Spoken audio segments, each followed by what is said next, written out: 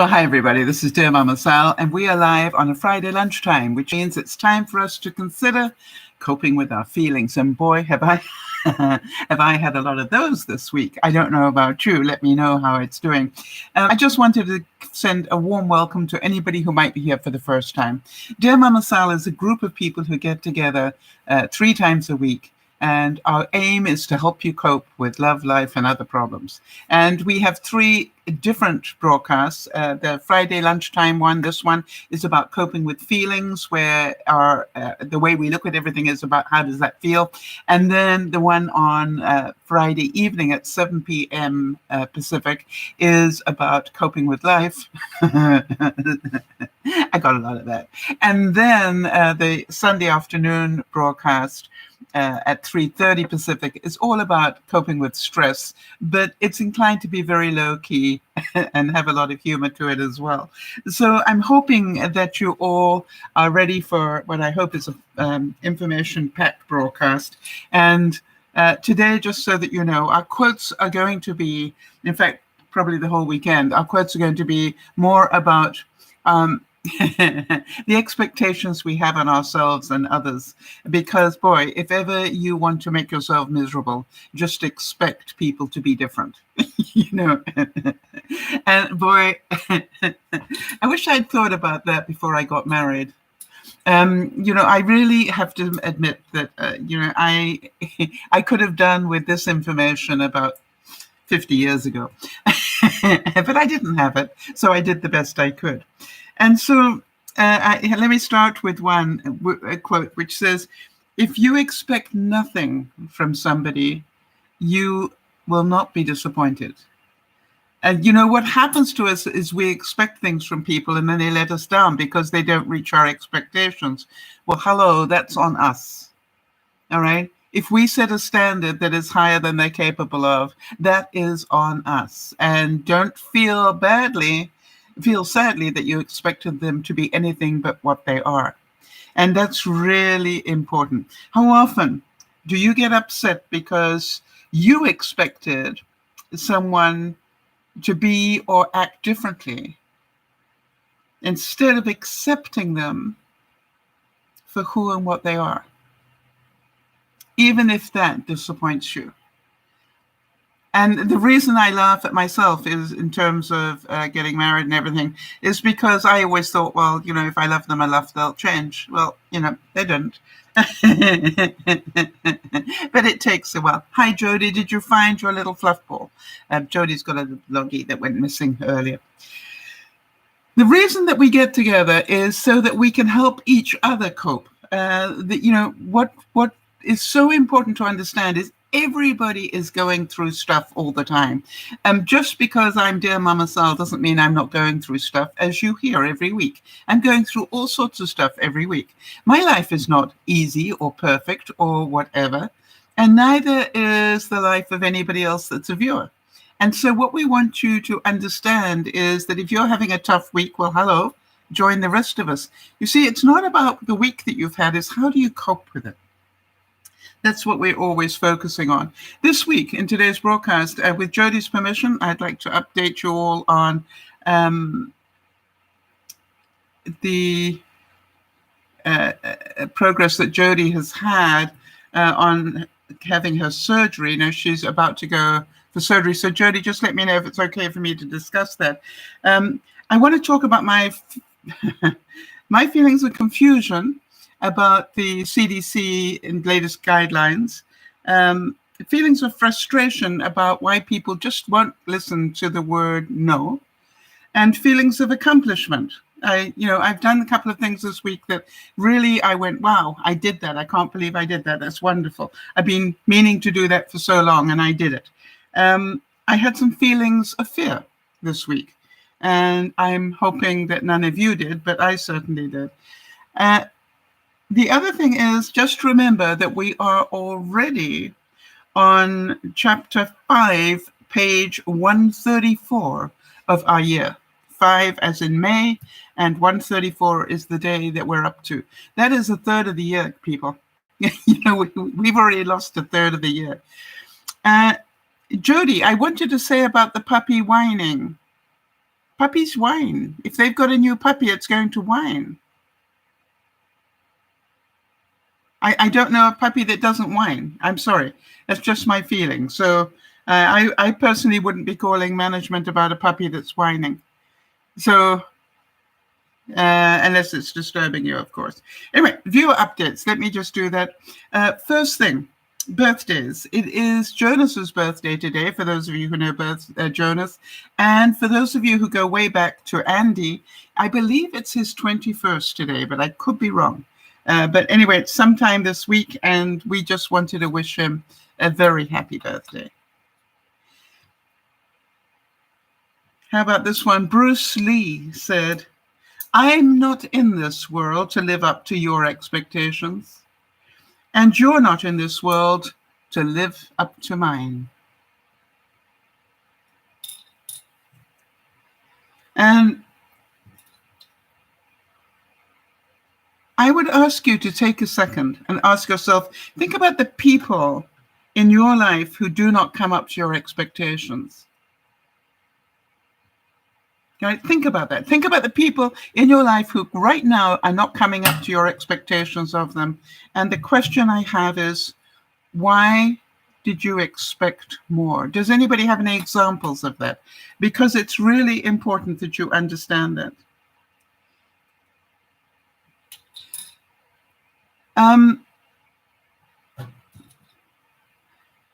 Jodi's saying about the puppy upstairs, she said, it doesn't sound right. I want to make sure it isn't hurt.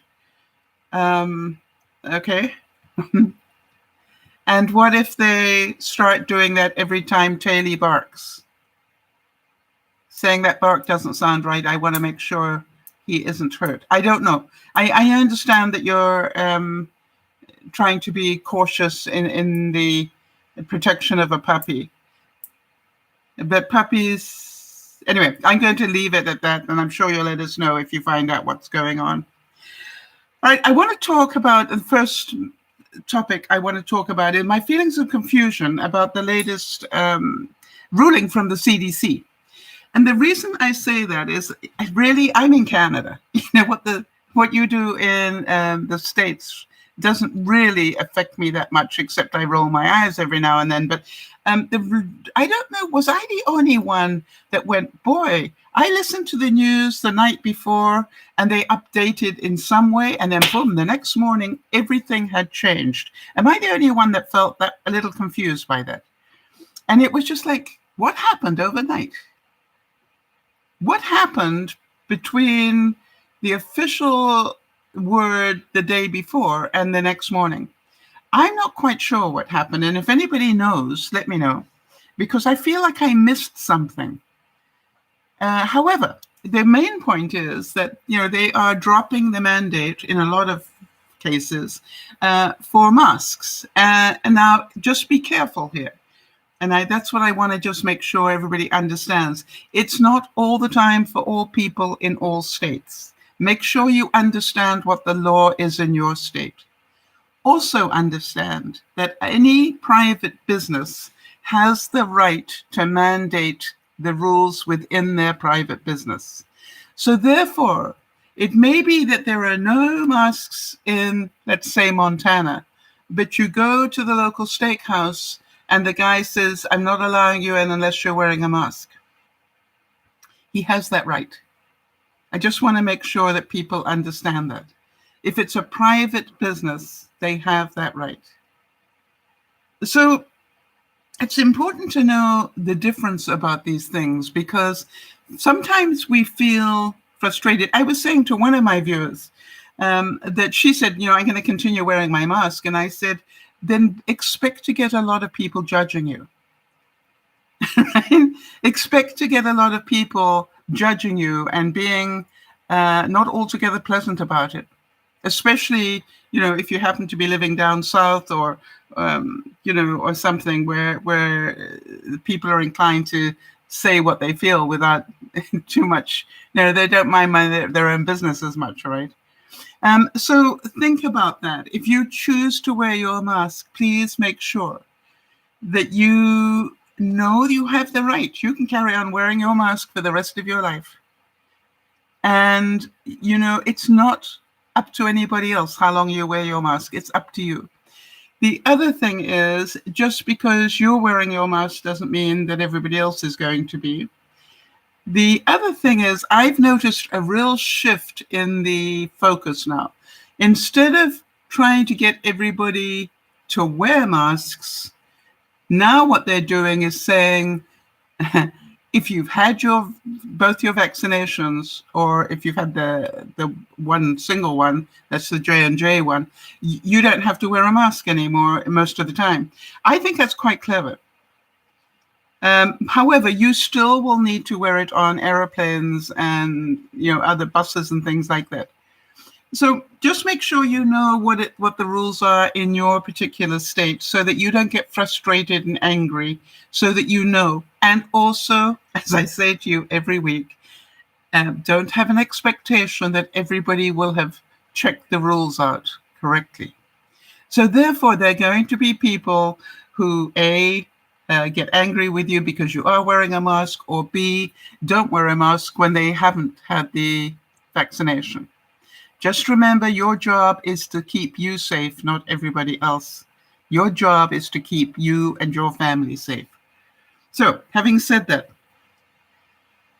Brian Tracy, a well-known motivational speaker, said, positive expectations are the mark of a superior personality. What percentage of people do you think will obey the rules? What is your call on that? Do you think it's about 10%? Do you think about 50%? Think about the mask wearing rules. What percentage of people did obey them? And, is it a case of most people do, but there's a small element that don't? And in which case, isn't that life? One of the things I learned in management is that 20% of your team will do 80% of the work. No doubt about it. 20% of the team will do 80% of the work. And that is true of so many things. It's like, if you think about it, we get a lot of focus on the people that aren't doing it right. Why are we not getting a lot of focus on the people that are? That's what I want to do, is let's think about this. How lucky we are. How lucky we are we've got this far. And, the only viewer that we know about, I think, that got COVID was Beth, and she got it before we knew what it was. Isn't that amazing? And aren't we lucky? I am so grateful for that. Now, moving on to feelings of frustration. I don't know about you, but perhaps you can give me your magic formula.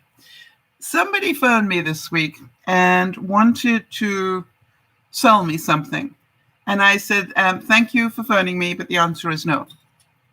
And by the way, heavily accented, difficult for me to hear. And by the way, I always am aware that I have English as a second language myself. I have an accent. So, I try to be pretty considerate of other people with accents. But this person was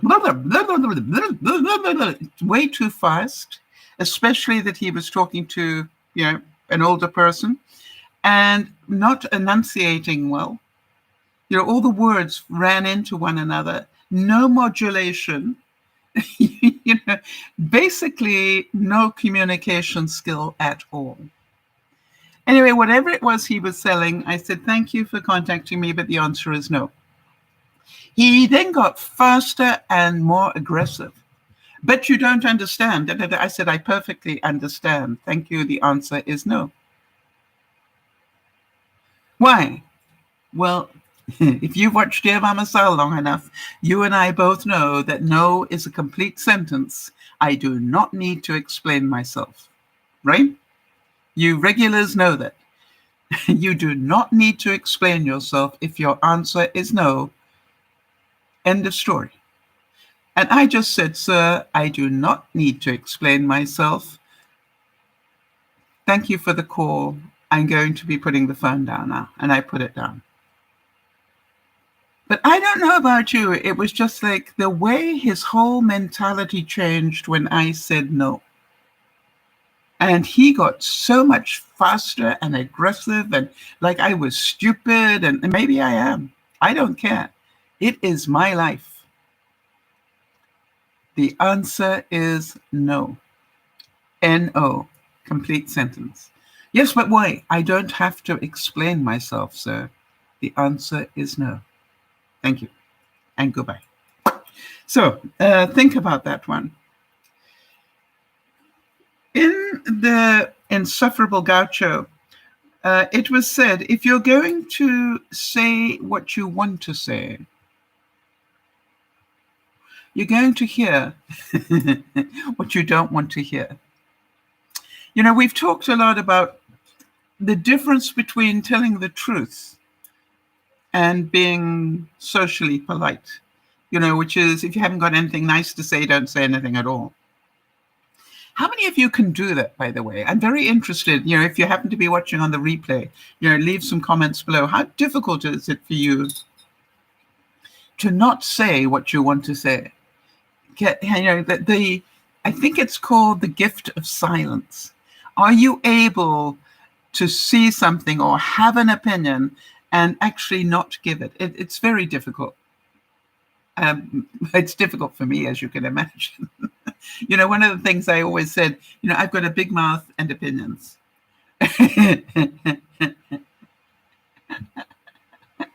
And literally a big mouth and opinions, you know. So, I mean, keeping my mouth shut has always been a challenge for me. And in fact, so much so, I can think of so many times where I went into I was going into an important meeting or something. And I said, you know, I'm really going to keep my mouth shut this time. No, never happened. Hi, Jamie. Good to see you. I hope you're well. And I'd like to suggest that you call it anything other than a lunch break. One of the things I keep trying to tell people is do not repeat the word break regularly, because the chances are you will break something. You know, maybe your lunchtime. Think about the words. Jodi's saying people make the mistake of verbalizing every thought that enters their head. And then wonder why they get into hot water. Yes. And I'm pretty sure that we all have family members that do that really think that their opinion is the right one. Any of you got family members like that? And you know, and so the trick is to understand that's all that it is. Hi from Israel, and I hope you're safe there. We've seen you before. I remember the name. So I hope you're safe. I know there's been, you know, a bit of unrest there. So big hugs and stay safe, please. So remember that everybody is entitled to their opinion, and so are you. Very important stuff. Any of you have any feelings of frustration this week before I move on to our next topic? Ones that you would like to share so people understand that we all have frustrating things going on in our lives.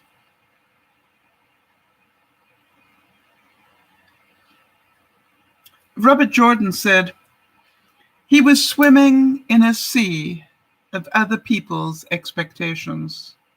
Men had drowned in seas like that. I don't know how much of my life I lived trying to come up to other people's expectations of me. And that includes YouTube. I don't mind telling you. You know, where really all I wanted to do, and I always said that, what I want to do is I want to help people. Yes, it's wonderful that we've got over 1.5 million views. Yeah, I love that. But, you know, everybody's expectation is then that I'm making a load of money. No. No. And it's just like the expectation is, oh, if you've got that many views, then you must. No, it's not necessarily so. And so what I want you to understand is that a lot of people have no idea how much hard work it is to be a YouTuber, or how much time it takes. I would say the average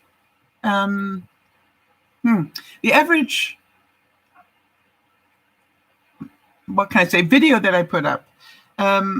It takes about 4 hours to process and tweak it and do all the things that have to happen to put it up. 4 hours. I do 3 broadcasts a week. That's a whole day. And then, I know people like the short bits because they don't have time to listen to all of it. So deciding which of the short bits I'm going to cut, and luckily Jodi helps me with that now. Which of the short bits do we like the best to make into standalone videos? But it all takes time. And one of the things I want you to know is you will know whether you have a passion for something if you make the time for it. I don't know how, I was talking on Sunday about the difference between a gift and the fact that you want to do it enough, that you practice it enough to become gifted. How about all the children that, yes, I understand there are child prodigies that at the age of 2 can play Rachmaninoff or something. Yeah, I understand, but they are few and far between. Quite honestly, if you spent a lot of time learning to play the piano, you'd be pretty good.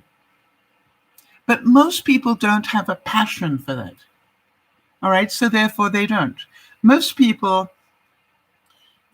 would never spend the time that it takes to become a YouTuber. They think that it's easy until they try it. Happy Friday, Sandy. Good to see you as well. So think about that and think about feeling that you want to do something is very different from feeling that you ought to do something. So if you can, think about the things in your life that people thought that you ought to do. Can you give me any examples? I can remember my mommy's expectation of me. Yes, I needed to grow up and get married to somebody with a lot of money and live happily ever after. Yeah, that didn't work, did it? And I didn't really need to worry about, I needed a good education, but I didn't really need a good skill. How wrong was that? So her expectation was for me to marry early and marry well. And that's what the education was about. The education was to prepare me to be a good wife. I failed miserably, people. And I'm still happy. So I wanted to talk a little bit about Jodi's operation because, in fact, for some reason, I skipped it. The reason that I want to talk about it is there are a couple of issues. Number one, so let's do this. Jodi's operation update here. Number one, Jodi has just recently learned that she will now not necessarily have the gastric sleeve go over her stomach. And for those of you who might be watching for the first time, this is not a cosmetic thing. This is medically required because she has already lost over 100 pounds. And what she has is a medical condition. So if this is your colon coming down, what you've got is a stomach, all right? And there are 2 ways of doing this in your stomach. Number one is that they take a sleeve, if you like this, and put it over part of your stomach. And then, so this is the sleeve, and therefore it reduces the size of your stomach by whatever amount they want to reduce it by. Okay? So that's one way, and that's called a gastric sleeve. Now, the second way is also very interesting. So this is the colon coming down, and here is the stomach. What they have, the second one, is they actually do what they call a gastric bypass, which means that they, instead of doing something here, they do something here, and they create a new stomach completely. All right, so they actually, that's called a gastric bypass, where they create a new, smaller stomach. Now, Jodi, if I've got this wrong, let me know. But the question that I would have, and Jodi, if it's not something you want to discuss publicly, I totally understand. Why wait this long before they tell you that? Because everything that I've heard is that you were going to have the sleeve. So there must be a medical reason why they are considering doing the second thing. And if you care to share that, let me know. And the other thing is this, that I am pretty certain either way that all the incredible downsizing that you've been doing of food, for those of you who don't know, in order to have one of those operations, whichever one it is, they completely change your diet. And Jodi's gone from eating a regular diet. She actually was doing some intermittent fasting of her own accord before all this happened. And then they started reducing the amount of food. And I was saying, I think it was last week, she's down to 1 cup of food per meal. Think about that. Think whether you could survive on 1 cup of food per meal. The interesting thing to me was, of course, it depends what's in that cup. If that cup is full of protein and good vegetables with iron and all the other stuff, yeah, you can survive on it. If it's 1 cup of popcorn, maybe not so much. Mind you, it's good fiber, but it's just like, think about the 1 cup. If you're going to have 1 cup of food, make it good food, as they say, good for you. And for me, I'm fine doing that right up until about 8 o'clock at night. And then it's really interesting what happens to me. The second thing that I heard from Jodi that blew me away, and I didn't know this, is that once she has had this operation, all carbonated drinks are a no-no. I didn't know that.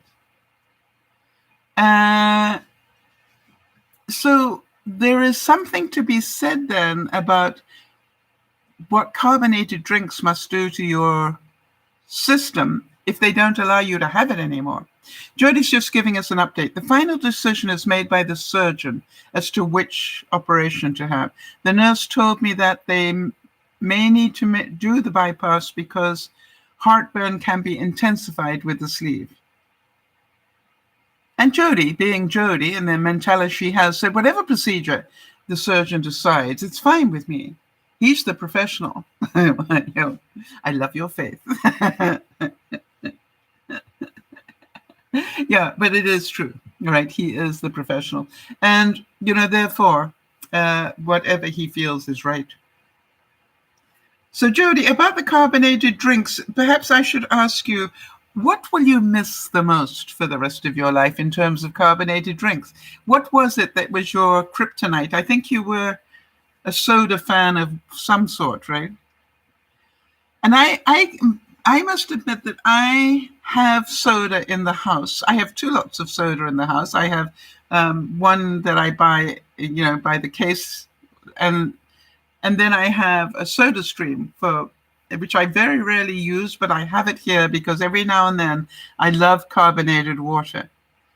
And so I look at it and go, it's interesting, Jodi. Can you tell us what it is about carbonated water? Yes, Coke Zero is my favorite as well. I must admit, that's my kryptonite. And I had a can last night. Oh, it tasted so good. I probably have about 2 cans a week. And it's always the case of, you've done really well today. You may have a can of Coke, a Coke Zero. And I really enjoy it. So it's important to understand. So, Jodi, let us know if you have the answer to that. What is it about carbonated drinks that is going to be difficult for you once you've had the surgery? Is it bloating? Is it the amount of air? What is it? I would love to know that.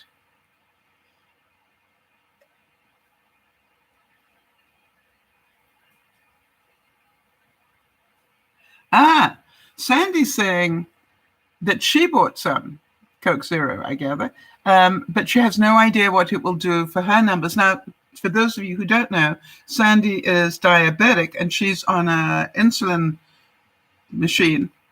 And so she's got to be very aware. Whatever she takes, she needs to know exactly what it's going to do to her glucose figures. All right, Jodi's reply is this, for those of you who don't know. The reason they don't want you to have carbonated drinks after the operation is it's an irritant to the new stomach. It places stress on it. Also, straws are a no-no because of taking in the extra air. Now, Jodi, just so that we all understand, no straws for a lifetime, no carbonated drinks for a lifetime, or just until the new stomach is working properly and, managed to heal?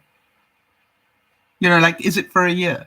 Will you be able to have a Coke Zero again one day? Straws are a very difficult way to drink things. I am aware. Wow. Jodi said that's a no. No carbonated drinks and no straws for a lifetime. All right. So then, Jodi, if I understand this correctly, if I want to stop a lot of bloating, for example, it would be an idea for me not to drink my smoothies with a straw, which I do. So what is happening is all the time that I'm breathing in, I'm taking in a lot of extra air, which I don't need. And for those of you who don't know, my goal is to become overweight. Not obese. I want to be overweight first.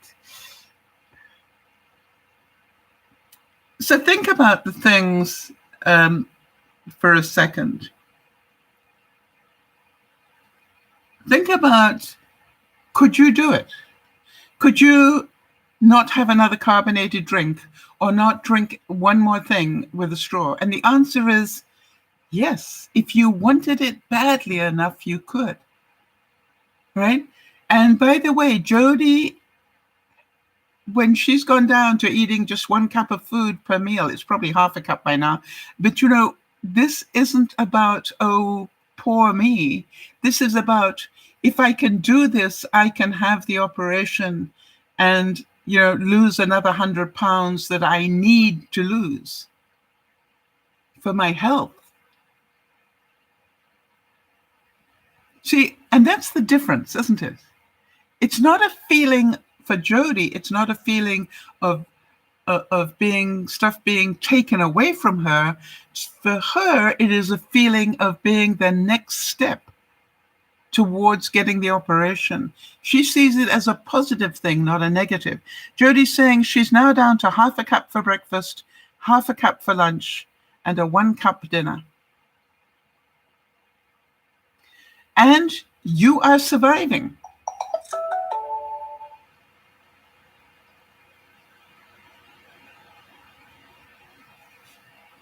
So, yeah, and she's saying, I'm positively thrilled. You see, and that's what I want to make sure that we understand, is that depending on your reason for it, it is either a positive thing or not. For Jodi, the fact that she is down to half a cup means that she has done well enough and that all her figures are showing up well enough that she is able to take the next step health-wise. Her health professionals are saying, okay, you can take the next step. And the next step is to reduce down even more. That is a positive thing for Jodi. And the rest of us are going, seriously? I do believe I could live without soda. Whether I want to or not is another thing. But I believe that I don't think it would be a major loss. As I said, I have maybe 1 or 2 cans a week. So not a major loss. And I don't think I've replaced the canister, the compressed air canister for my soda stream. I don't think I've replaced that since in over a year. So I have hardly used it. Remember, when you are feeling feelings of love or grief, remember the futility of why. I got another chance to talk with Manon, and she is still going through the grief of heartbreak. And she totally gets that there are going to be these waves where she's in control and then she isn't, and all those things. I think one of the things I really felt so happy about, and I have great feelings of love for Manon. One of the things that I was so happy about, it was to see that she has this beautiful garden area outside her apartment. She has a smallest little apartment, but this beautiful deck outside. And I know the value of a deck.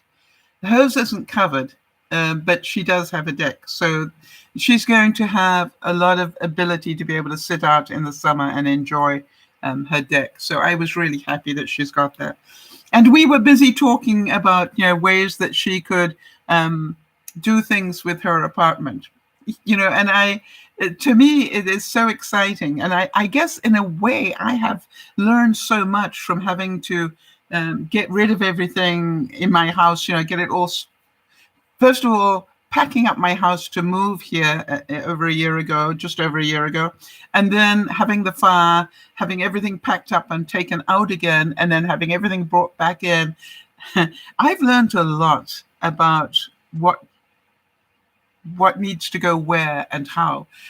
You remember that about a couple of weeks ago, I was going to go and have lunch with Patty, but also go to Ikea to buy a couple of units that I wanted to get to put my stuff into. And I listened to my inner voice. And my inner voice said, you don't need those units yet. Make sure you've got everything unpacked in that room before you decide to put those units in.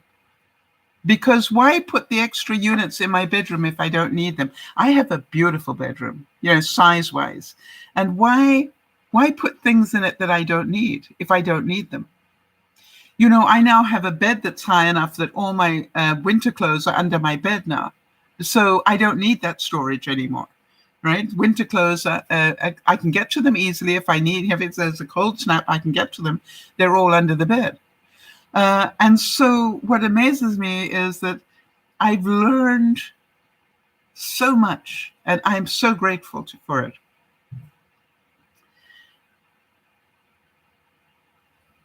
And remember, and I said this before, and I will keep saying it, during these times, hard times in the world, we should always remember to keep our family and friends close. Family and friends. Now, family can be your family of choice. A lot of you going, I don't want to keep my family close. When I say close, I know we can't necessarily do it. I'm in Canada. We haven't reduced the mask wearing things yet. I'm not due for my second vaccine until July, unless you guys send a whole lot more up to Canada. So I'm not due to have my second vaccine until July. So, it's going to be a slower time for us than it is for you guys.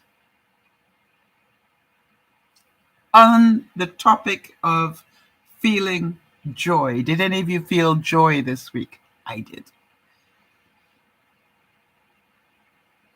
I thought this was so cute. You remember I did that little toothpaste hack? With the toothpaste tube, where I showed you with any tube, if you want to get everything that's in it, this is how you do it. Well, it was so cute because one of the viewers wrote to me and she said, my granddaughter watches you with me. She loves the sound of your voice. She says it's calming. She's been telling her friends about the toothpaste tip. Naturally, they've all tried it and love showing their results. You have a few 12-year-olds learning from your tips. Great job. Great job you're doing teaching our future adults. Now that brings tears to my eyes. And you know why I like it? Because I know the joy that they feel when they can see it works. And by the way, I don't know if any of you have tried it, but I actually, before I threw the center, you remember I said, and you throw the center section away because you only need the top and the bottom. Hi, Sam. Good to see you. You know, I decided to open up the center bit and see how much toothpaste was left in the center bit. Guess what? A lot. So I saved even more than I thought I was going to. I want to talk to you a little bit about Jodi's incredible journey. And for those of you who don't know, Jodi is our admin, and she's been, you know, she's gone through everything from having cancer to being 5 years clear of cancer. 6 years now, I would think, Jodi. Anyway, and then getting lymphedema, where her whole body swelled up, and then all these things that happened to her. But she was telling me this week that it's baseball season again, and her husband Lionel is about to go off and watch 3 baseball games. And you know, the interesting thing is that I had a memory when I first met Jodi. She was terrified every time Lionel went out to go and do anything. She was terrified that she couldn't cope, that something would happen and she wouldn't be able to cope. And it was so funny because when she told me about, and Lionel's going off for 3 games this week and he's so excited, I'm going, I don't hear any fear anymore.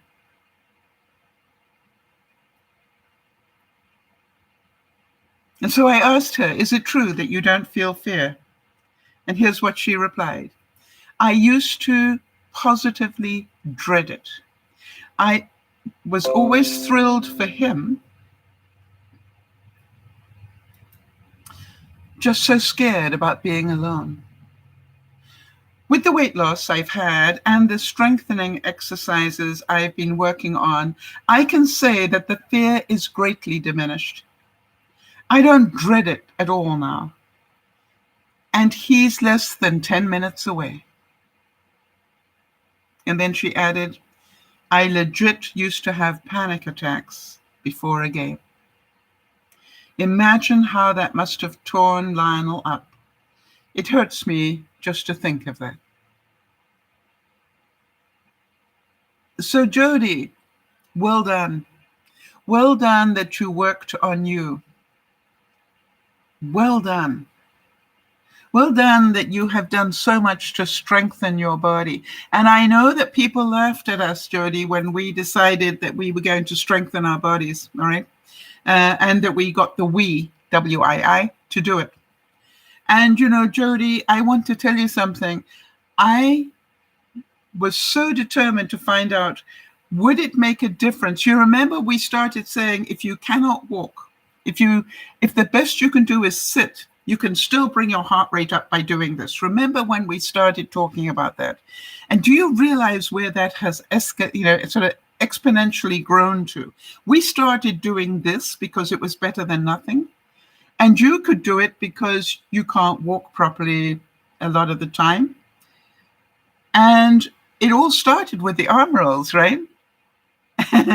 And for those of you who don't know, and I'm going to be talking about it in a little bit, but I went from doing this to I am entered into a 5-kilometer race this month.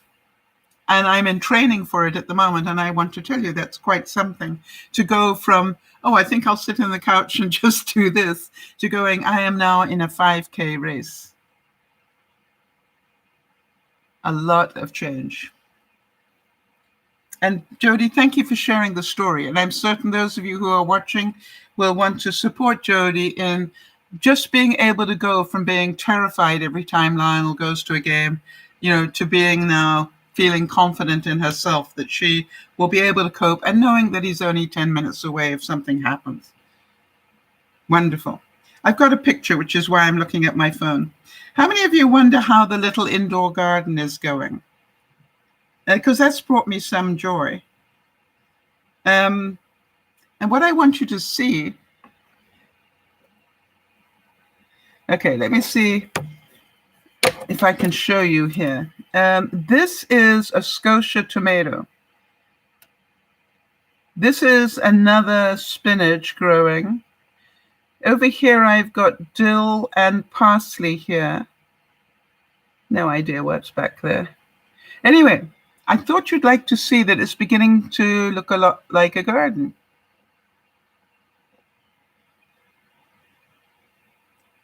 And that brings me joy. Every morning I come in and I look at it and I go, boy, that's grown. That Scotia tomato is definitely... I'm actually seriously thinking about taking the Scotia tomato out of that and planting it outside so that I can start another one ready for later on. Because if I put this one outside in the summer, good place for it to be, but then I can start growing the next one ready for the fall, if you understand my logic. So that's quite exciting. The other thing is I'm doing, I love to do experiments. The other thing, I bought some of those water beads to see if you can grow seedlings in water beads. And so far, I'm sort of ho-humming it a bit. I haven't seen too much growing up. I'm waiting to see that. But now what I'm doing is mixing in some of those water beads with my earth when I plant them in my nursery. So that's exciting. Yeah. This experiment, just so you know, because it gives me joy, I've just got a couple of lettuce leaves to see if you put a couple of lettuce leaves into a wine glass, will they grow roots and grow up to be big and strong? All right, so that's an interesting one. And you will remember that I did try that with this. This is a basil, a mint, and I'm not sure. Anybody know what that leaf is? I recognize it, but I don't know what it is. Anyway, you remember I had 3 of them sitting here for about a month? They all grew roots and they are now outside. They are so healthy. The roots came all the way down and I went, okay, you can go and be real people now. So here's my next little grouping.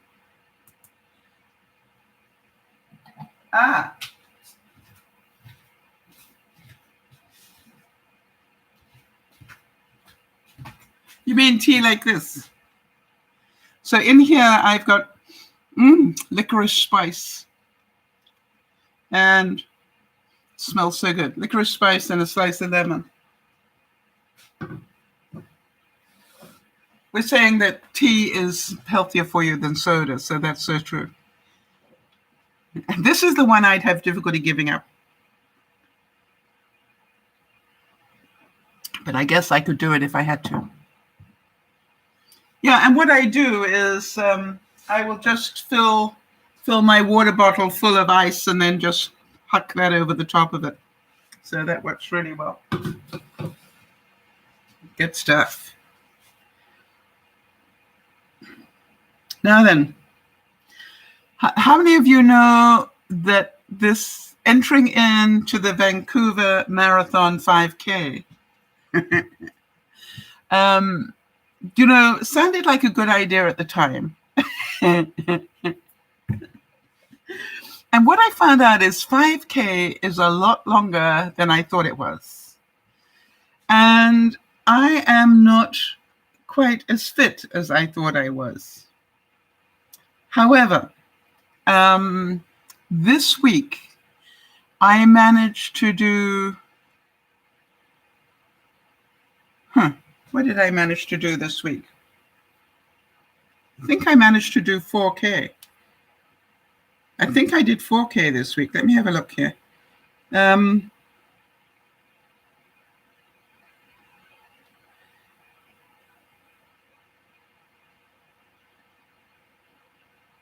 Yeah, so, no, I did 2 miles.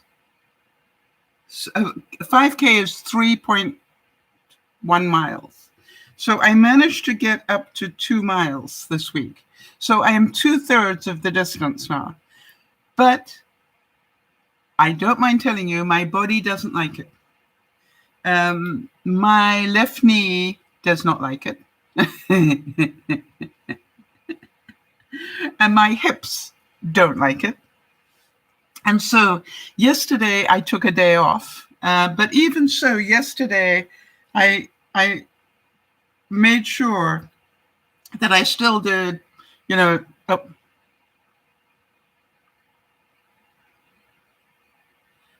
just so you can see what I've been doing. I did 10,000 steps on Monday, 10 and a half, nearly 12,000 on Tuesday, again, nearly 12,000 on Wednesday. I did it's about 7,000 yesterday. So I took, 7,000 was my day off. Isn't that amazing? How many of you can remember that round about December, if I'd done 7,000 steps in a day, I would have been over the moon and back again? And it's just like, so remember again, every time I go to leave the house to do these steps, that there's this voice in my head that doesn't want to do it. Do you all know that? I have this feeling of, hey, Sal, really, at your age, you don't have to do this. And I'm going, but I want to. And your left knee is sore. And I can think of a lot of other excuses as well, but I want to do the 5K, so I'm going out. And I don't know if any of you relate to this, but I need to fight myself every time I leave and go and exercise. Do any of you understand what I'm talking about? I have to fight myself. There is this part in me that does not want me to exercise, and it is very vocal. And it keeps coming up with all the excuses that I've had all my life. Do any of you relate to that? And then, of course, I use the one expression on myself that I find works so well whenever I get into that. I think they call it a dichotomy, where, which way are you going to go? The big why in your life. I'm going to go this way, am I going to go that way? What I always ask myself is, if they paid you $1 million to go out and do 10,000 steps today, do you think you could do it? If you knew they were going to give you $1 million to do it, do you think that you would do it? And of course, the answer is, you bet I would. Therefore, it's not about whether you can, it's whether you choose to. That's what I remind myself. The other thing is that I have been trying to make sure that I change my shoes, change my runners to do the walking. And then I put my new runners on Wednesday, and I hadn't even got out of the house, and I could feel those new runners, for some reason, suddenly were rubbing me at what I call the bunion area, where your big toe turns into your foot, right there. And I'm going, and it was on top, and it was rubbing, and I'm going, I'm not going to do this. I'm not going to wear these shoes and create a blister, so I won't be able to do this walk. Yes, Jodi's saying it's relatable. Once I get started with my exercises, I'm always glad I did it. Yes, it's not the before. It is the reward you get, right? That makes it so worthwhile. So Jodi, in terms of doing your arm rolls, the next thing we did with Jodi, because, I love doing experiments. So what I did, the second thing I did with Jodi was to say, at home, I was sitting here going, I wonder if you sit and get on and off that wee step, with your feet, whether it does bring up your heart rate and use those muscles. And it did. And so then I told Jodi about it and said, try doing that. So Jodi, when you do your exercises now, what do you do? And knowing that you cannot stand, or maybe you can stand for a while now, for a little bit longer.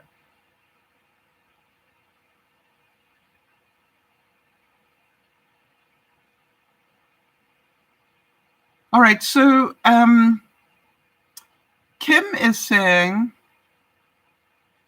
that you have trouble getting 8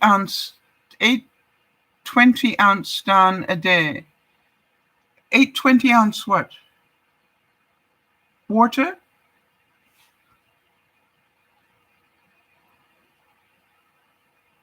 She's saying I can only get 2 down. I found one way to increase the amount of water that really works for me is that, do you take pills in the morning, Kim?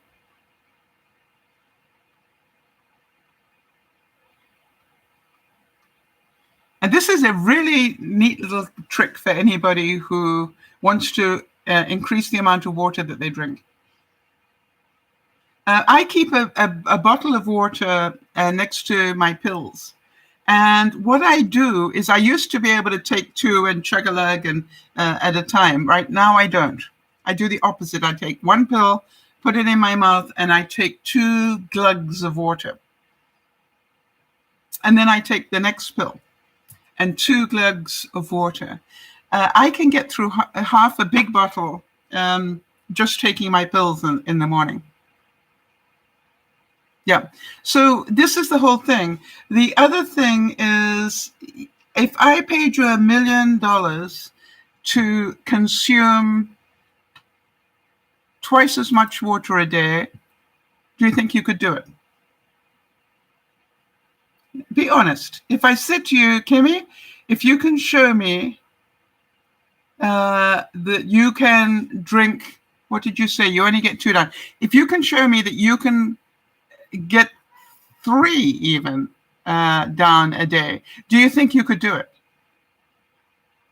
And see, the thing is, you have to make a decision that you want to do it. And you can do it 1 sip at a time. I used to have a colleague of mine at work that used to have a big jug of water.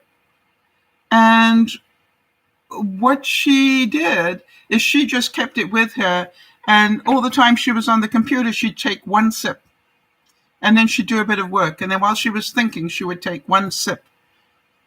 And then all the time she was working, and she would take 1 sip. And she used to get through, a gallon of water a day, just taking 1 sip at a time. So it is not about you can't do it. It's a case of your routine is not to do it.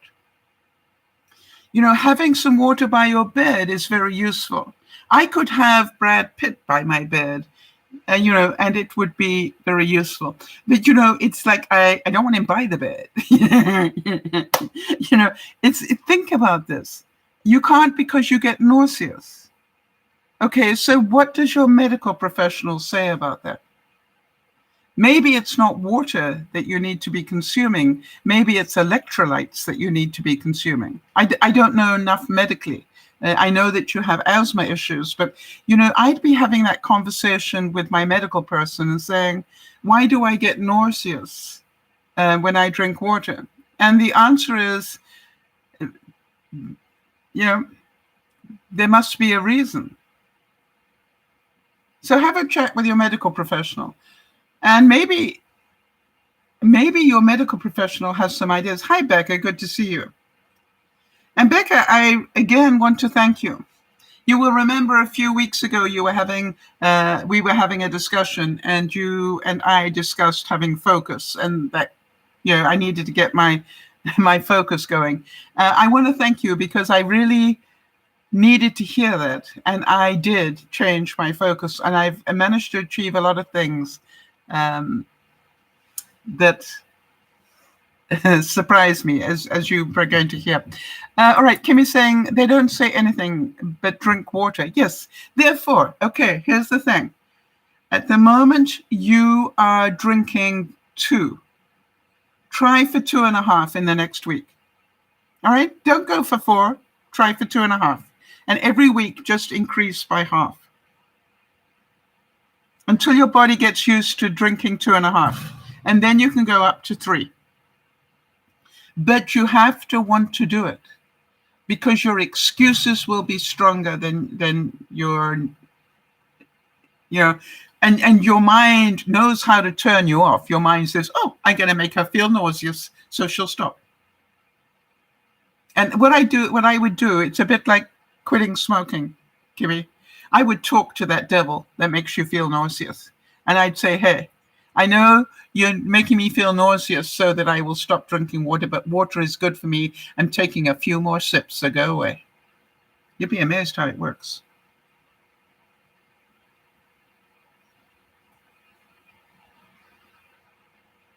Think about what happens when you feel joy. Think about that. Think what happens when you feel joy and get those endorphins. All right. Jodi, when you do your exercises. All right. Jodi's saying that she does walking, mostly using upper body. Okay. Boxing. Okay. Stepping on and off the board from a seated position. You did that one step at a time, Jodi. You didn't go from arm rolls. You started off with what, 20 arm rolls or something? Can you make it all the way around the island with your arm rolls now?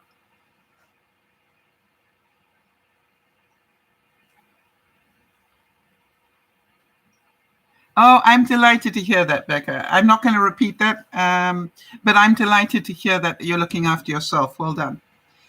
Okay, so unless you want me to repeat it, in which case I will. It was said that life becomes fascinating if we have an enthusiastic attitude and become a seeker of the ultimate truth.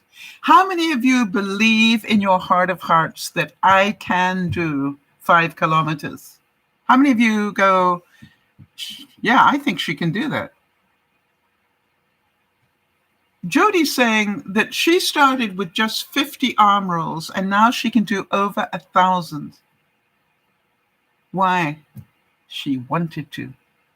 And she didn't go from 50 to 1,000. She went from 50 to probably 55. I made it. And then she went to, she worked her way up. If you remember, I can remember the first time on the Wii thing that I made it all the way around the island, and I was so excited. Now I go around the island 3 or 4 times in any one go, because I can.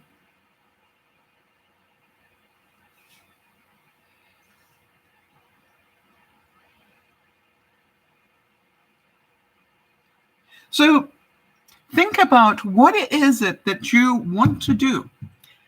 And if you want to do it, do it. That sounds like a Benji thing. Benji is a great one for going, if you haven't done it, it means you don't want to. So if you haven't managed to consume 2.5 whatevers of water, it means you don't want to. Right, Becca, that is so true. Becca's saying, I'd love to get a Wii Fit or something. I need to actually make a decision about it, not just talk about it. Yes, Becca, that is the difference. Don't talk about it, do it. All right, as the Nike says, just do it. I bought a secondhand Wii. I paid less than $100 for it. And I want to tell you, it changed my life in a lot of ways. And so Jodi is telling Becca that she has a fitness watch and it keeps count of her steps. If you had told me that I would be doing 11,000 steps in a day, or averaging, all right, how many steps have I done this week already?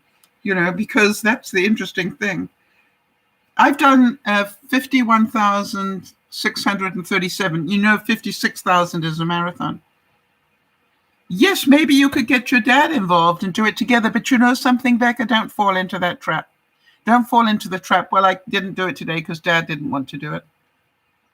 Do it because you want to do it, whether Dad wants to do it or not. Yes, if he wants to be involved, but don't put that on him. It's not his problem. It's something you want to do, so you do it. By the way, there are a lot of fun things to do. I want to tell you that when I got the Wii, if you had told me that I would be entering a 5K race, I would have laughed at you. So think about this. What is it you want to do? Because if you want to do it, you will. Remember what I said last week about the difference between being gifted? Am I gifted at certain things, or do I just put in the work? What do you think? Am I gifted, or do I just put in the work? Was I gifted to know how to get Gorilla Glue off my countertop, or did I just do the work? By the way, I'm still working on it. There are a couple of places where I can still feel there is a bit of Gorilla Glue. All right? And so every day, every night, I get my bottle of acetone and I just very gently loosen up or soften up that Gorilla Glue and then keep cleaning it. And it's nearly done now. Most of it's done. You would never know. You can't see it, right? But I want to tell you that it's been hard work. And was it scary? You bet it was. You bet it was scary. To think that I had this beautiful, huge work area here and that I had destroyed it, I can tell you that was pretty scary.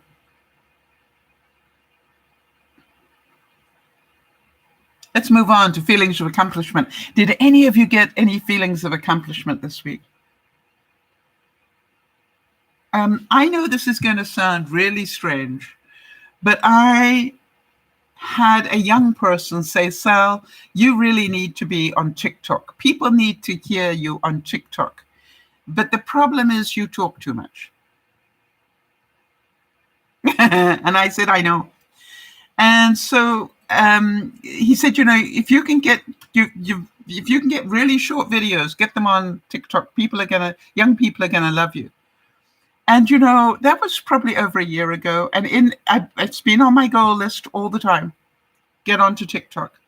And the first thing I did was have a look at it and go, I don't fit in here. And I go, it's an excuse, so get onto TikTok. Just challenge yourself. This week I got onto TikTok and I put up the short version of the toothpaste thing. Had to be within a minute. I had to sort of edit it down to being a minute, and I got that up on TikTok. Was it easy? No. Did I care about whether anybody saw it? Not necessarily. You see, the joy was in doing it. I got onto TikTok. All right? And so now that I've got one thing into TikTok, that there's going to be another one. So, and I might sort of do quotes of the day type things. Perhaps the young people will tell me what they think would be best. Let me see if I can just find it here. Because I think I actually... Go away. Noisy. Oh, not on this computer. Anyway, so I think I already have followers, and I have about 20 likes in 24 hours. So I was very... And one little bit of video, 1 minute. Right. I don't tell jokes, but I can tell stories. I'm a storyteller, not a joke teller. There's a difference. So now then, how many of you can imagine the joy of accomplishment, the incredible feeling of accomplishment when I took the very last packing box out of my bedroom? My bedroom is totally clear. And you will remember that I thought I was going to need those units in there, and I didn't. All right? And so now what I have managed to do is to create a bedroom without any wall units in it. The only thing that is against a wall now, other than my bed, and I have a unit either side of my bed, but other than that, the only thing is a cart that has my television on it. And that's it, in this beautiful big bedroom. And I'm so proud of myself for that. But if you remember, I started with a total wall of boxes on their side filled with stuff that needed to be sorted and put away or donated. So think about that. I didn't do it, like Kimmy. And how does she consume more than 2? Little bit every day. Take 1 extra sip a day, Kimmy, and then your body won't feel so nauseous, right? I found out that something I didn't know about, for example, about the walking. I found out that I can walk 2 miles, but I also found out that My bladder doesn't want to walk much more than 2 miles. Thank you very much indeed. So now I've got to train my organs to be able to walk more than 2 miles without my having to stop for a potty break. I don't know why that amused me, but boy, it was touch and go. And I went, oh.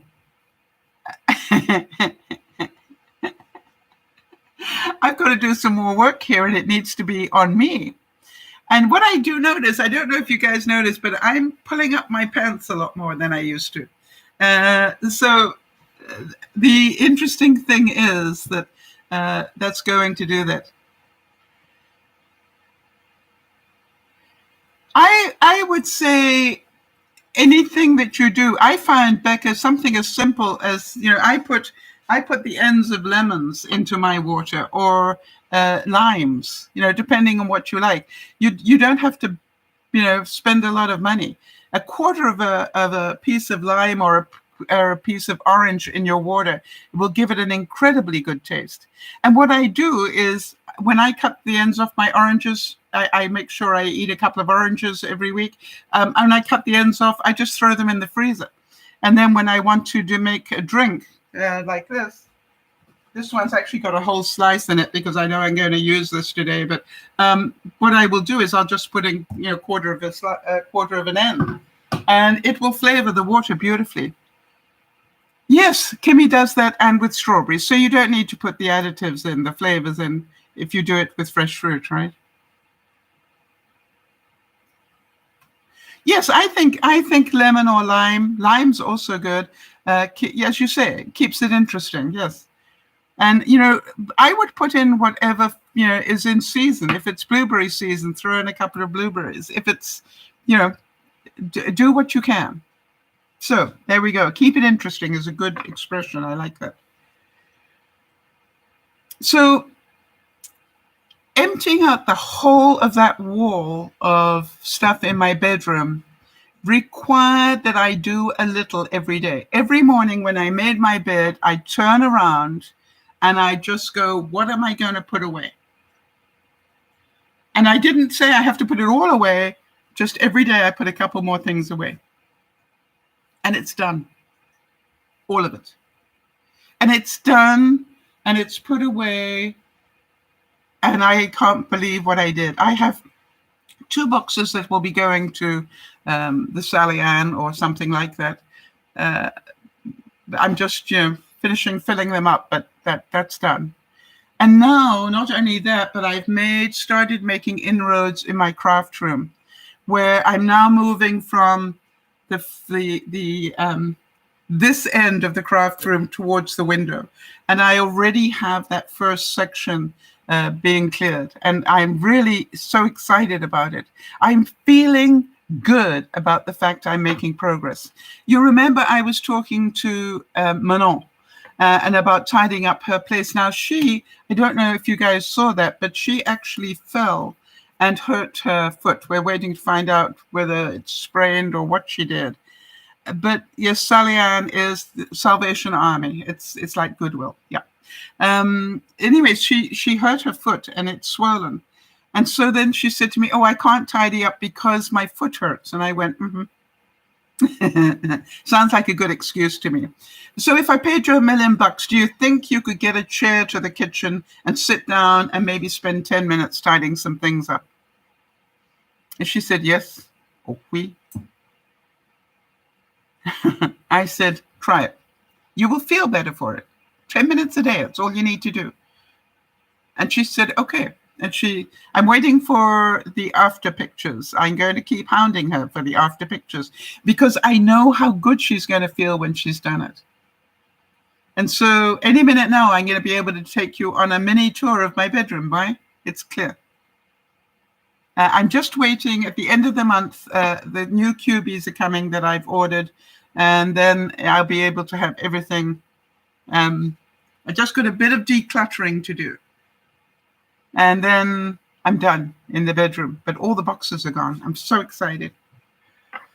So did anybody else have a feeling of accomplishment this week? What did you do? Oh, for those of you who are regulars on the fitness page, you will have seen that I made a commitment that I would tidy up the entries. I've got a half moon glass table as you come into my house, and I took a before and after picture. Oh, Sam saying that she mowed the lawn today. I feel great, but also very exhausted. Of course you do. There are muscles that are screaming at you.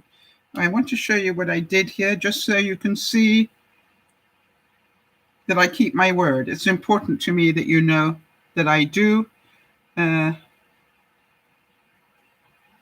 Apparently I'm where are we? Okay, so here is the before picture. All right, this is how cluttered the table was. All right, and then here,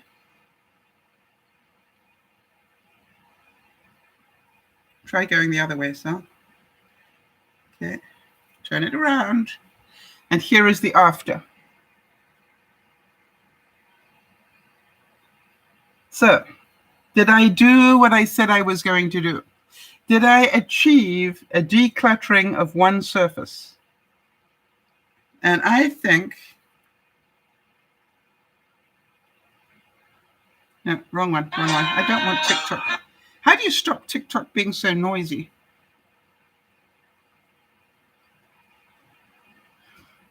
So, do you understand?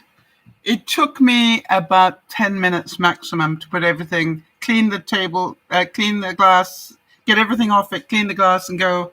You were allowed to have only a couple of things on there. How many did I end up with?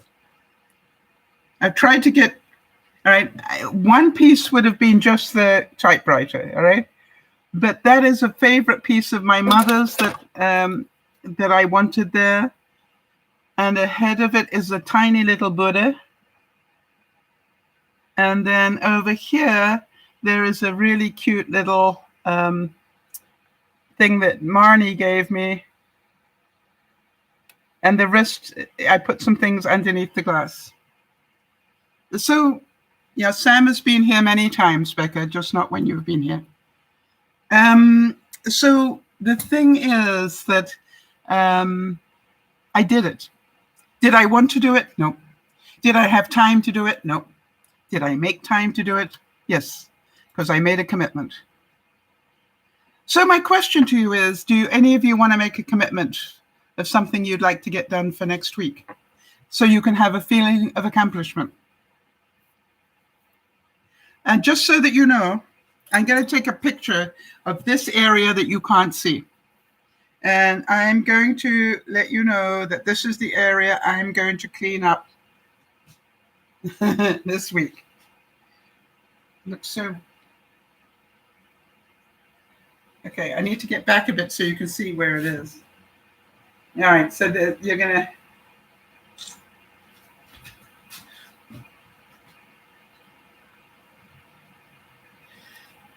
All right, so here we go. So this is my toaster oven. Here you are up here. And then this is the area I'm going to clean up. Okay? Yeah, I want to tell you something, Becca. I love my glass tables as well. You saw the dining room table, right? Because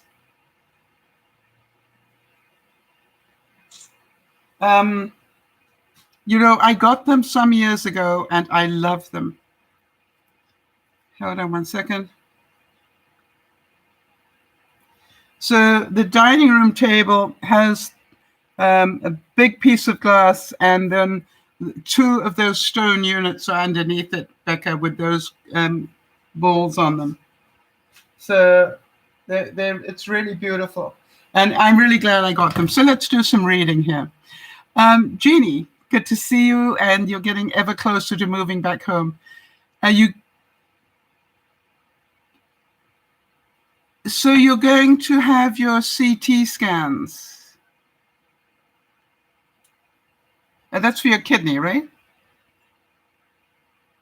You love the chairs. I love everything about them. I love the stands that they're on. You can't really see them. Hold on a second.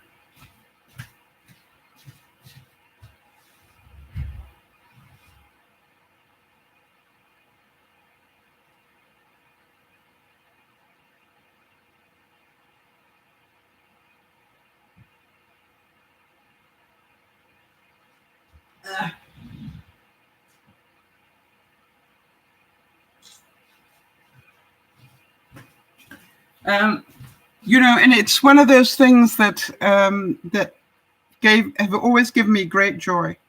Okay, Becca, here you go. These are the stands that, can you see those stone pillars that they're on? Right, like here and here. And then each has 3 stone balls that the glass rests on.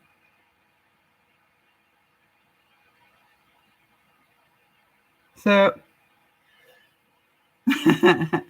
I love them. It's beautiful. I'm not, I have no intention of changing that in my lifetime. I'm hoping that they will last me the rest of my life. I didn't think they'd last me more than 5 years, quite honestly. But here we are. So Becca said they look so fancy and elegant. The chairs? Really? Thank you. Thank you. If I said what would I like people to say about my chairs, they look fancy and elegant, is good on my terms.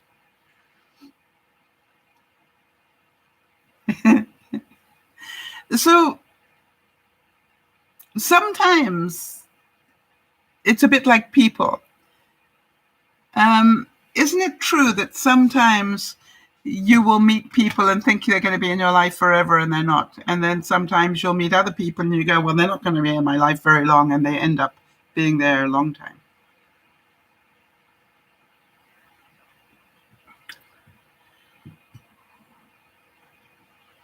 It's not a glass of wine on the table, by the way.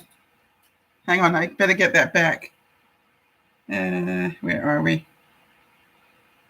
It's actually, Becca, it's actually a gel candle. You drop a tea light in there. There's, hang on.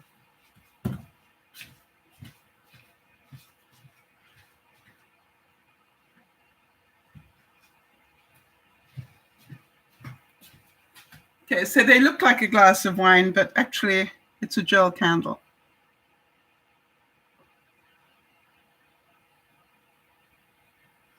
That's so cute. Becca's saying, so modern and chic. Over 20 years old. Yeah. So, no, not a glass of wine there. But it's really nice. You drop a tea light in there, and then it shines through, and it looks really pretty. So thank you for the kind comments about my table. Just quickly, to be prepared and not scared, with all the changes going on, please remember, and I've said it before, please remember that your benefits, if you've been getting benefits for the COVID situation, they're going to stop in a hurry. Just be prepared for that. Also, it's tax time still, I think, for you guys. So be prepared for scam calls. And also be prepared for people faking their vaccine cards. Oh, okay. All right. So, Becca, I just got the comment about the candle thing. This is gel. It's sort of like squishy. I don't know what that's called. It smells good too. And then what you do is you just, I can do that for you.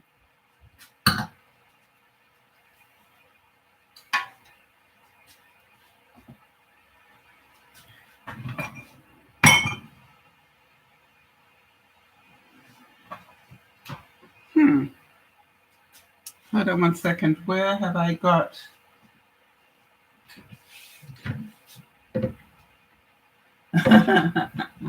Okay. All right. I don't know where my long lighter is. Anyway, so what you do, Becca, is you just take a tea light and you drop it in. Side goes all the way down. It's not a tint on the glass. It is a solid rim of squishy gel with some glass on the inside of it. See that?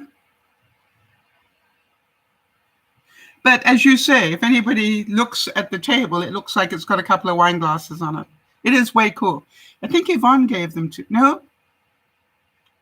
Yeah, I think Yvonne might have given them to me. But anyway, you just literally drop a tea light in there. Can't believe you guys never seen that before. So I tell you what I will do. I will actually, Sunday, when I move to the other one, when I move to the other position to do the broadcast, because I can make it darker, I'll take a tea light with me and I'll show you what it looks like. How's that? Jodi, could you remind me, please? How about this one? Lev Grossman said, we are wired to expect the world to be brighter and more meaningful and more obviously interesting than it actually is.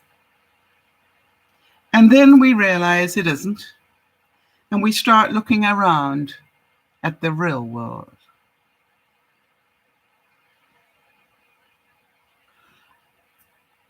It is what it is. How many of you have learned to say that?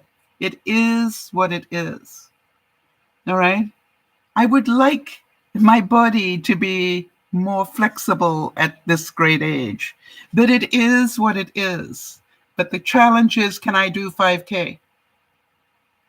And I started doing 5K by doing 10 minutes, Jodi. You will remember those days back in December. I did 10 minutes a day. And then I worked my way up. To be able to do 2 miles nonstop for me is a major achievement. 2 miles nonstop. I want to tell you, I could feel it. Every bone in my body has been telling me about it, but I can do it. Now today, between the two broadcasts, I'm going to do another big walk.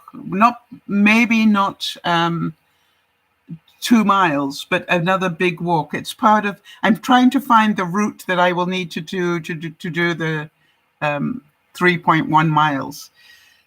So this one I think will be again about 2 miles, maybe a little more, but that's the route I'm going to do today between the two broadcasts.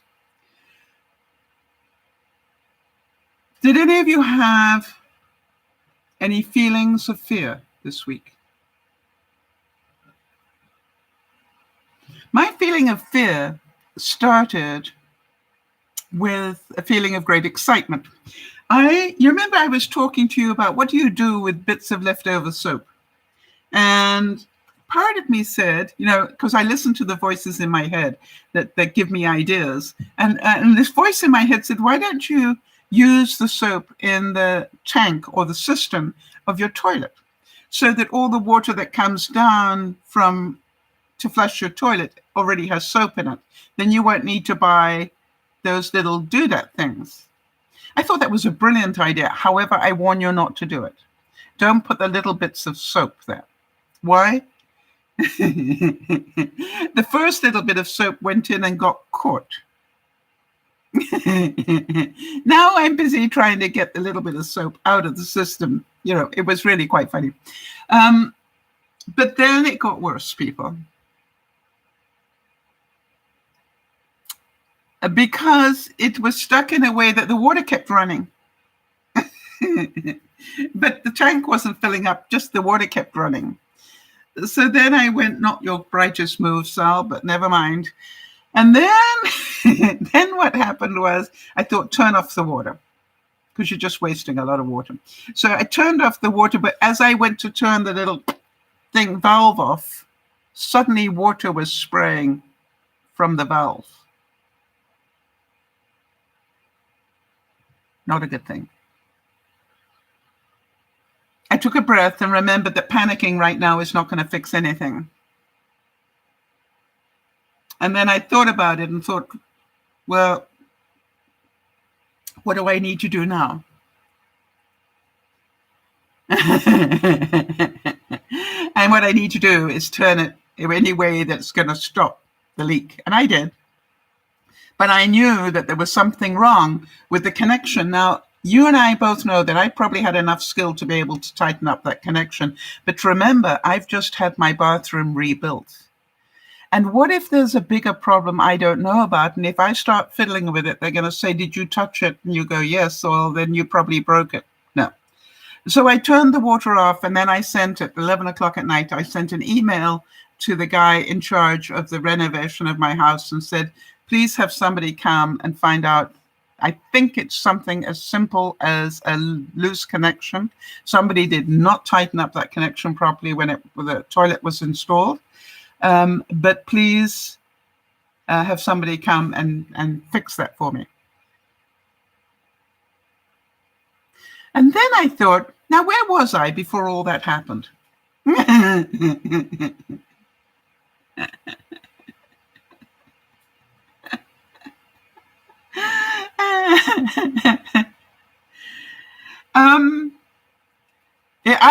I want to tell you something, Sam. I would be delighted to have subscriptions. That would be a wonderful idea.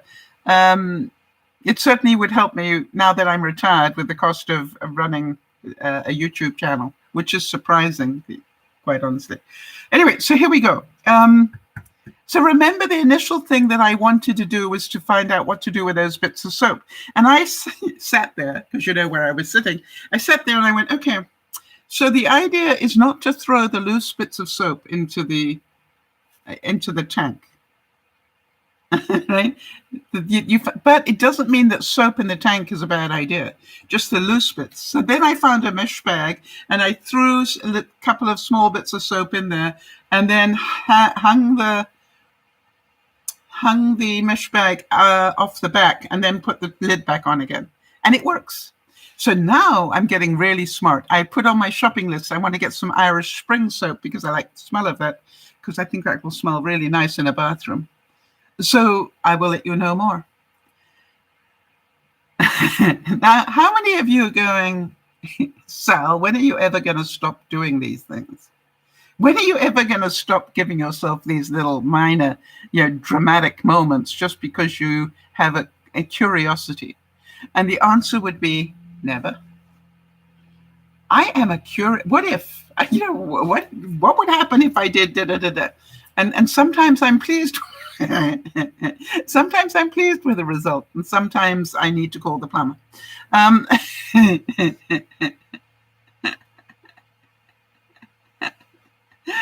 I think it's just like it is who I am. And I hope that some of you enjoy these little moments that I have when I'm experimenting. This evening, I want to try an experiment to see if I can make some fun things with melted chocolate. Now, I'm going to have to really disinfect my slab first, but that's what I'm going to try and do because I thought you guys would like to see that if it works. Dale Carnegie said this. He said, people rarely succeed unless they have fun in what they are doing. Unless they have fun in what they are doing. How many of you know that these little experiments I do amuse me? That's why I keep doing them. And so to me, it is all about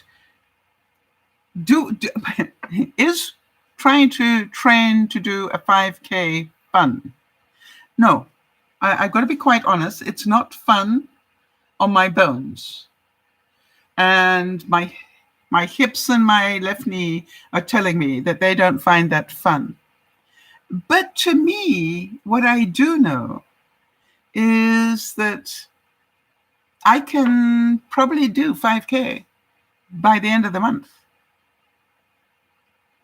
I'm pretty sure I can do it.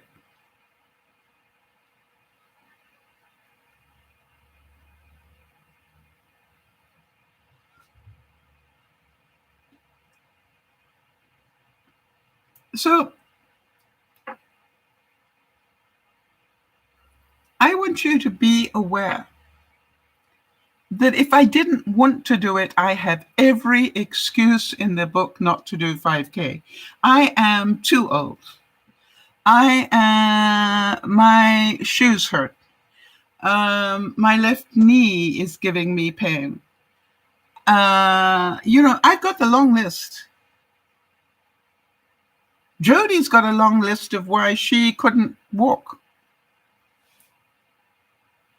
or exercise. But the truth is that she can do it.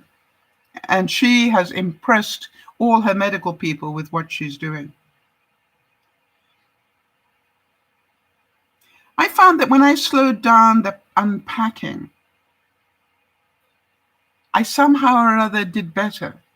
When I slowed it down. In other words, I didn't insist on unpacking 2 boxes a day. I just, every time I passed in certain rooms, I just picked something up and put it away. Maybe I removed a box here, or I took 2 boxes and turned it into 1. And I did things like that. And until it worked, all right? Until suddenly I didn't have 30 boxes on my wall. I only had 15. And that got exciting. And then that 15 became 6. And then 6 became 3. And then this week, they were gone. And so what I'm asking you to do, whatever it is you're doing, whether, it's like, that when I go out today, I will not try and do 5K. You do know that, right? I'm not going out to do 5K. I believe the most I have done, let me just double check that. The most I have done up until now has been 11,800 steps in a day. My goal, even though it's a Friday, is can I get close to that on a Friday? And then, because Friday is not an active day, and that's why I'm going to do the longer walk. I would like to be, in the sort of 10,000 step range, which is, I need to walk for about 3/4 of an hour.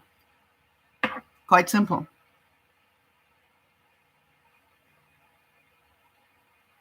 Did any of you have any fun unboxings this week? And feelings of great joy about that. I got confused. I had feelings of confusion. I received something I didn't order. I'm certain you've all had that happen. I'm still going to look into it. It came from Wish, and they sent me a beanie or a toque, whatever you call it. In Canada, we call it a toque, but I think you guys call it a beanie. And so, to me, it was like, it's very pretty, but I didn't order it. But I'm still got to track it. What happened? What did I order that they didn't send? And I haven't had time. It's the sort of thing I do on a Sunday, or, maybe Saturday or Sunday evening when I'm doing admin things. I will look into it and find out what happened.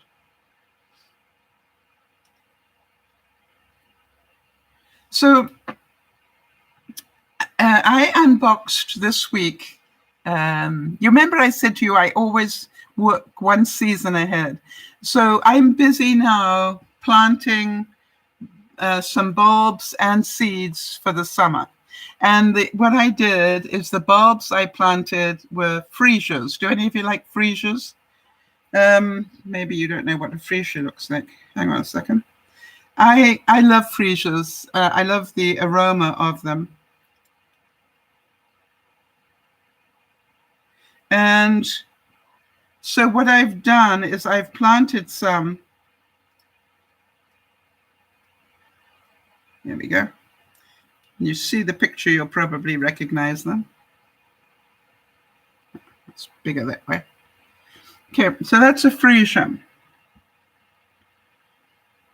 And what I've done is I planted some freesias in a couple of small containers that will go by my front door. So if you go in and out of my front door, you will get the aroma of freesias. How many of you going? That's clever. And the other thing I got were some lavender, which I'm also going to put there with the freesias. And I also got some creeping thyme. Now, if anybody's got experience with creeping thyme, I would like to hear from you. But So I am busy growing summer stuff. Now I've got yellow alyssum or alyssum, depending on which country you're in, that's going to go at the front. And I just think that'd look lovely against my yellow house, to have that coordination. I also have some purple flowers there. I've got some purple.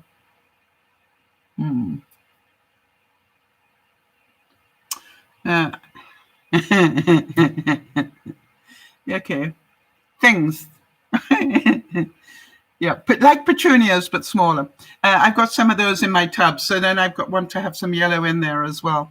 And so I'm hoping it's going to look pretty. We'll see. So the other thing I think I told you about this, I planted some African daisies, and the seeds are up about this big now, so that's fun. I'll wait until they're pretty well established before I put them near the garden. Now, here's another thing. Turn lemons into lemonade. How many of you have heard that expression? What I found was that my hose pipe at the front, the nozzle, has a very slight leak on it.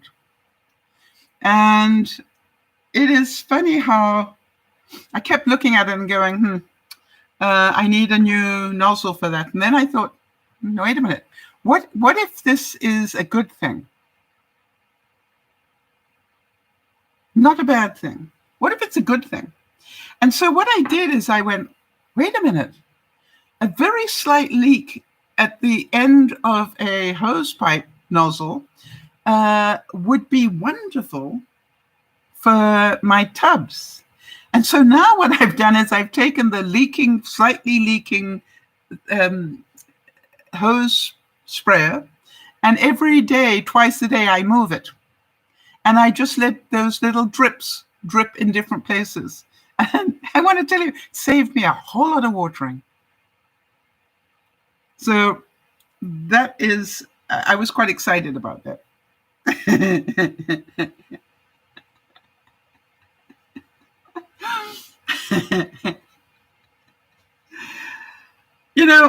Life is about memories, not things, as you know, all right? And I do believe, so much so, that what we have is the ability to either expect the best or the worst of ourselves. You remember we talked about expectations. So I can expect the best of myself, or I can stop walking right now. I can stop walking right now. I have enough excuses to stop walking right now. But I've got 2 weeks in which to do 5K. I just have to get it done by the end of the month. And I'm pretty sure that you know me well enough to know quitting isn't something that I particularly enjoy. I will defer things. You know something? I will give it my best. And if I don't make it, it's also okay. I will know I did my best. And then next year, I'll definitely be able to do it. Why? I will have trained for another year. How about this one? Samuel Huntington said, expectations should not always be taken as reality because you never know when you will be disappointed. You see, what if I don't worry about 5K? What if I just go, hey, it's not that important. I can give up right now. Right? I can give up right now. And how many of you are going, no, you won't? I quite honestly, I think I will feel really good about myself. I already feel really good about myself that I can do 2 miles nonstop after only being able to do 10 minutes or so back in December. Yeah, I'm pretty impressed with that. And I'm pretty sure when I go out today, when I take my phone to make sure I'm safe, and when I go out today, because it appears to be quite a nice day, that I will do the best I can. And I know the route I want to take, and I want to just double check how far that is so that I know, okay, that's part of my 5K. It's a big square, but it's part of my 5K. How about this one? Sylvia Townsend Warner said, she was heavier than he expected. Women always are. How many of you are going, I am heavier than I expected? And I am pretty sure that if I carry on putting in, 10,000 steps a day instead of 2,000, that maybe I will be lighter than I expected. But it's not the reason I'm doing it, funny enough. The reason I'm doing it is because I think maybe I can. And if I believe I can, I probably can. Jodi, I'm pretty certain the reason you are having that operation is you believe it will help you live. I'm pretty sure that somewhere in there, this is all part of your I want to live, not die. And, it's all these things we put together. This guy, Rashid Ogunlaru, difficult, I don't know how to pronounce his name. He said this. He said, expectation has brought me disappointment, but disappointment has brought me wisdom. Acceptance and gratitude and appreciation have brought me fulfillment. I'm going to repeat that. Expectation has brought me disappointment.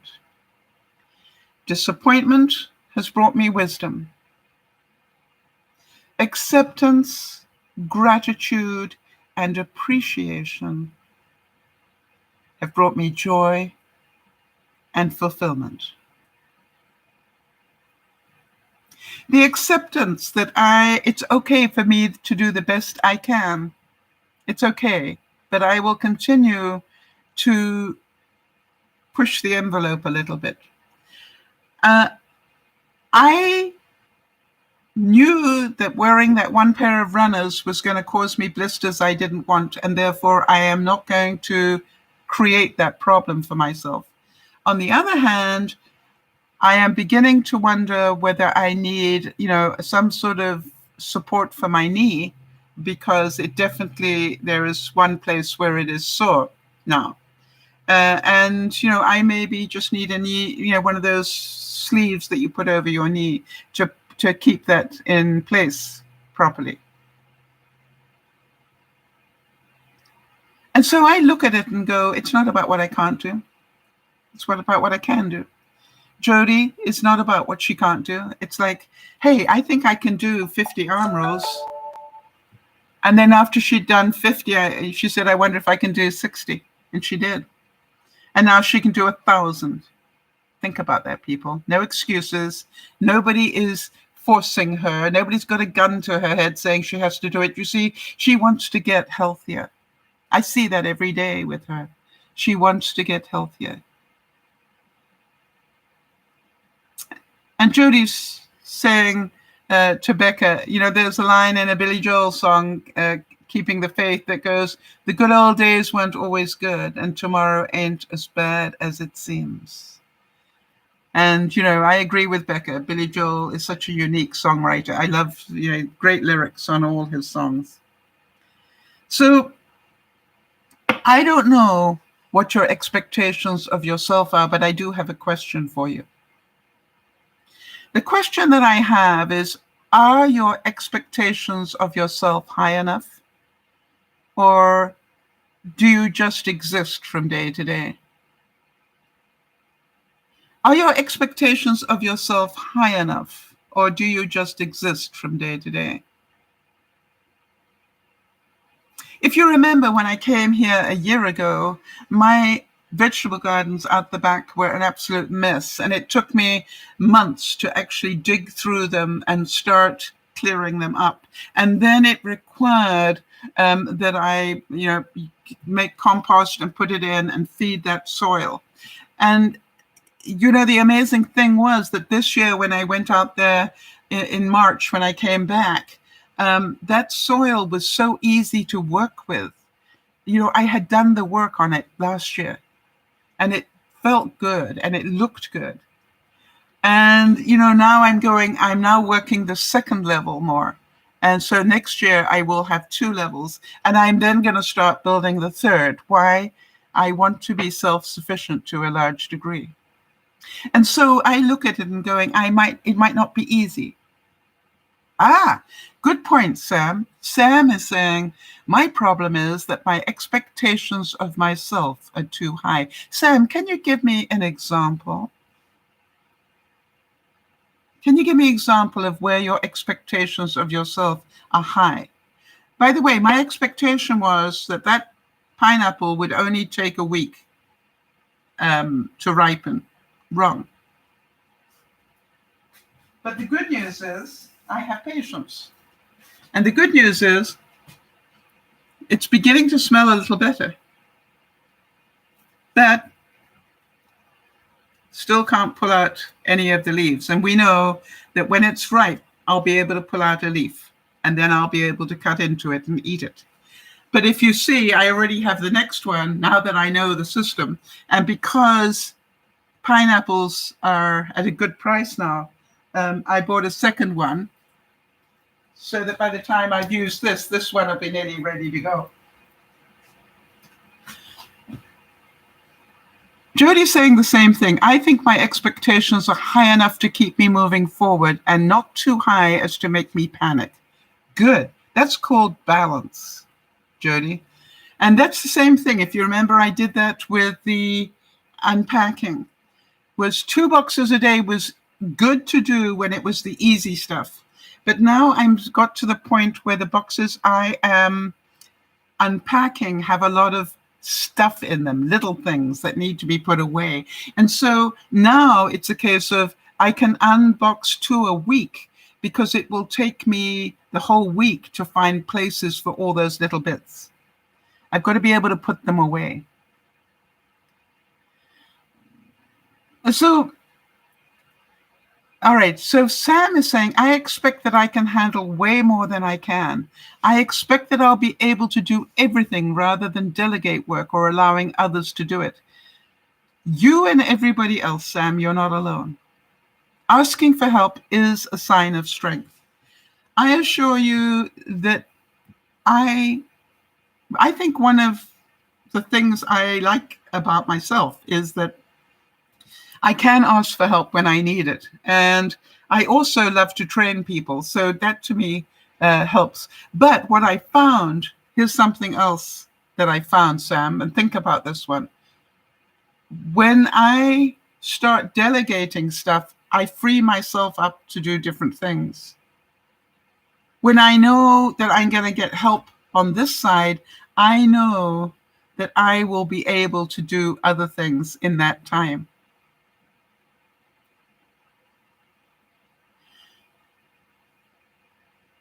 Okay, so Jeannie's saying, York's daughter phoned and she said family are visiting from Maine in July to see her mother before she dies. Then she said to the same for York. I was angry that she said that. You're saying that she wants people to visit York before he dies? Is that what you got angry about? And York said, I'm not going anywhere. Yeah, you know something? People are weird. Don't get angry. Yeah, get angry for a split second, but let it go. Yeah.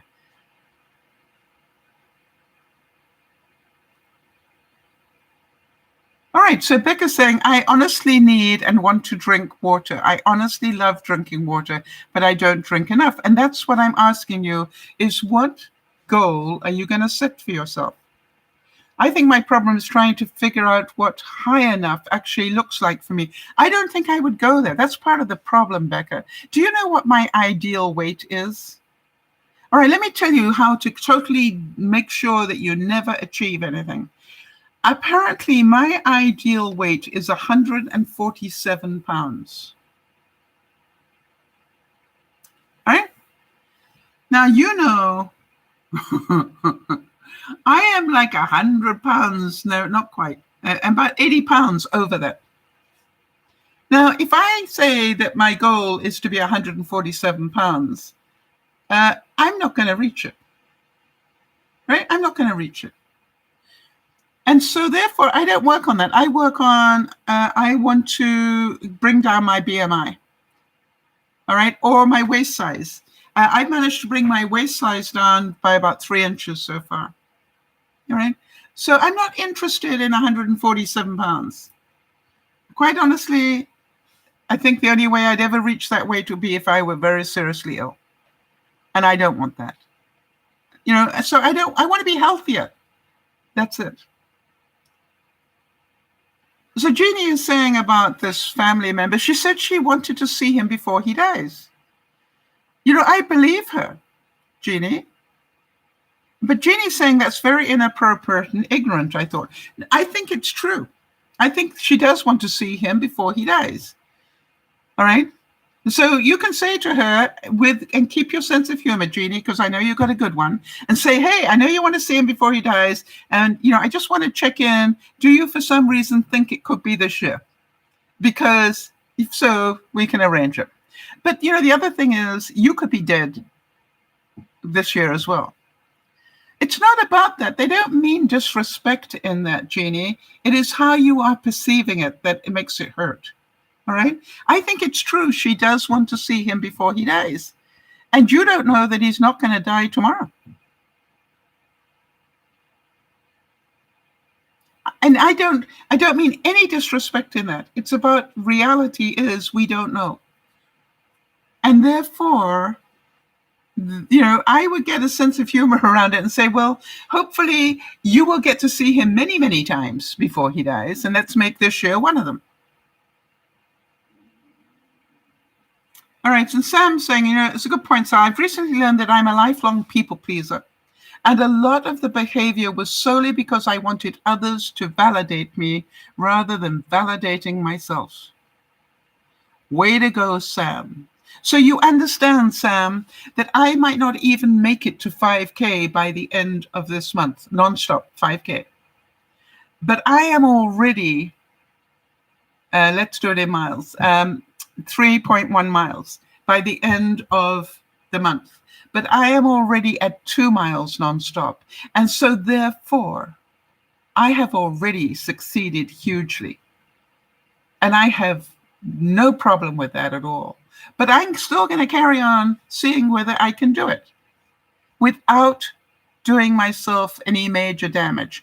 Sure, my left knee is a little sore, but it may be a little sore for the rest of my life. All right? Jeannie, well done. Well done, honey. Jeannie's saying, that she was upset that she was comparing, her husband York to her mother who's in and out of hospital. But Jeannie says, but I shall try and use my humor. Yeah. That's your humor is your greatest gift, Jeannie. And just go, when you first said that, I actually got a little angry because I'm going, he's not dying yet. But I don't know. He could be dead tomorrow. So feel free, and so could I. And by the way, did you also want to see me?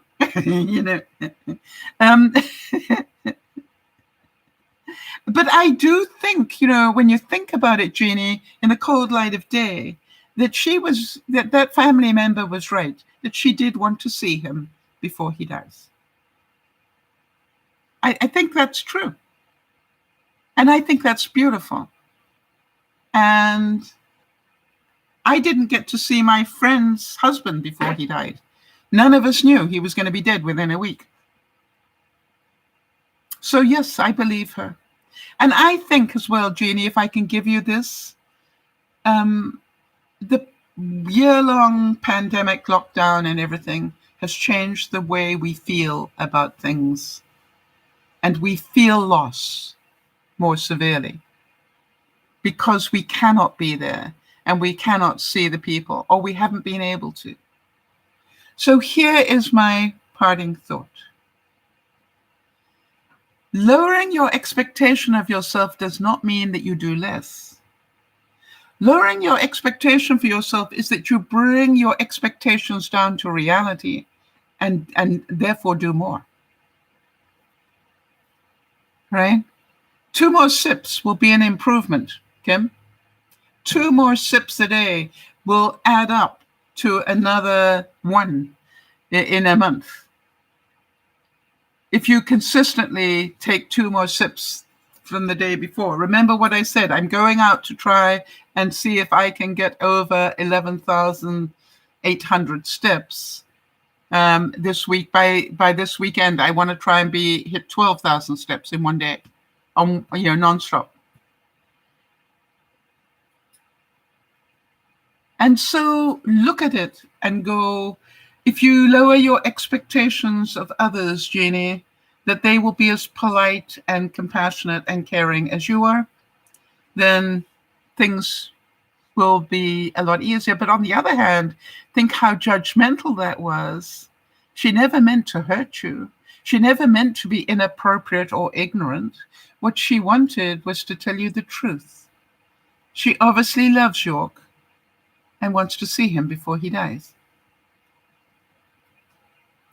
Maybe she will get 20, 30, 40 more opportunities that she's going to be in the area. I know. So think about it. This is DearMamaSal saying it's not only our expectations of ourselves, but it is our judgments and expectations of others that cause our misery. When we can let things just be what they are and not try and editorialize them, when we can just be who we are and not try to be superstars or whatever, life suddenly becomes happier. This is DearMamaSal saying, for some of you, I will see you this evening at 7 o'clock when I attempt to do a couple of experiments in the kitchen. In the meantime, have a wonderful afternoon. This is DearMamaSal saying thank you for taking the time to be with us. We'll see you later. And bye-bye for now.